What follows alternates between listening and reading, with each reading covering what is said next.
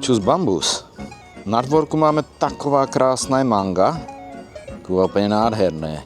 A už jste někdy zkoušeli kuře plněné mangem?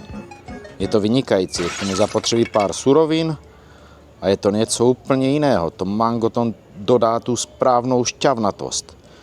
No nic, jdem na to.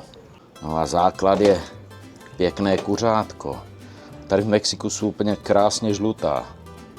Mango si oloupeme a nakrájíme na takové menší kostky. Hezké mango, že?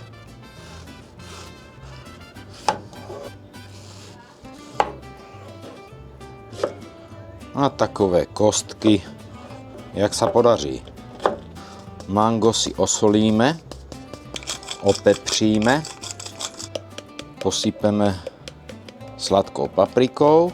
No a pokud máme tažín, tak lehka posypeme, a pokud nemáme, nic se neděje, můžeme přidat třeba grilovací koření. Zakápneme limetkou, šťávou z jedné limetky. Promícháme, ať se nám ty chutě trošku spojí. Kuře dáme do pekáče, zakápneme zlehka olejem, no tak zlehka.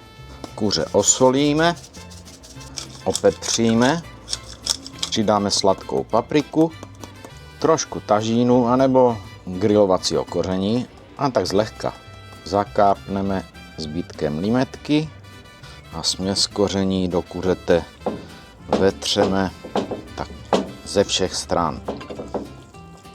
Masírujeme to tam.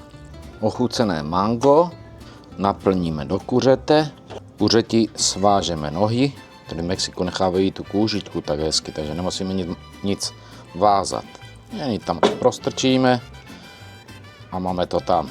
Kuře si otočíme prsama dolů, podlejeme zlehka vodou a dáme do předehřáté trouby na 200 stupňů bez zhruba hodinu a 15 minut.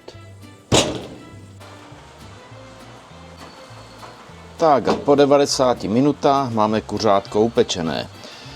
Nezapomeňte každých 20 minut kuře podlét výpekem a díky mangu je kuřátko krásně šťavnaté a má zase jinou chuť než klasika, pouze osolené.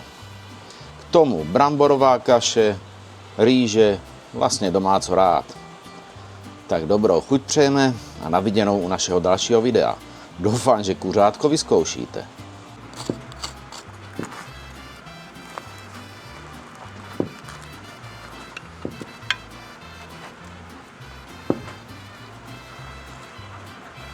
To je žvanec.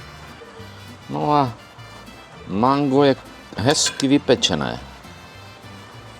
Pokud vám nějak mango nechutná, tak s tímto kuřecím masem je to pecka. Doporučuji. Tak zatím. Čus.